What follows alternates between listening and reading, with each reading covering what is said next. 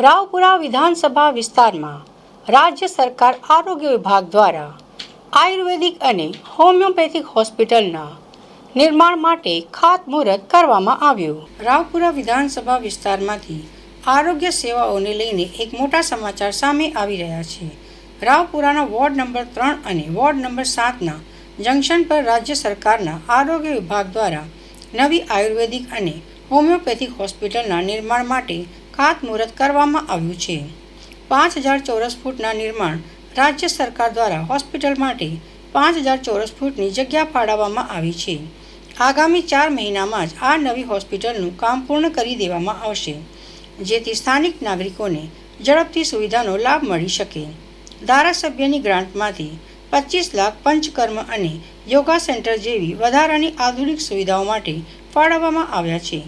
Deputy મેયરની ઉપસ્થિતિમાં જણાવ્યા અનુસાર હોસ્પિટલની આસપાસ રોડ, રસ્તા, પેવિંગ બ્લોક્સ અને સુશોભીકરણના તમામ કામો કોર્પોરેશન દ્વારા પૂર્ણ કરવામાં આવશે. આજરોજ રાવપુરા વિધાનસભા વિસ્તારમાં વોર્ડ નંબર 3 અને વોર્ડ નંબર 7ના જંકશન ઉપર રાજ્ય સરકારના આરોગ્ય વિભાગ દ્વારા નવું આયુર્વેદિક અને હોમિયોપેથી હોસ્પિટલના કામકાજનું ખાતમુહૂર્તનું આજે આયોજન કરવામાં આવ્યું હતું.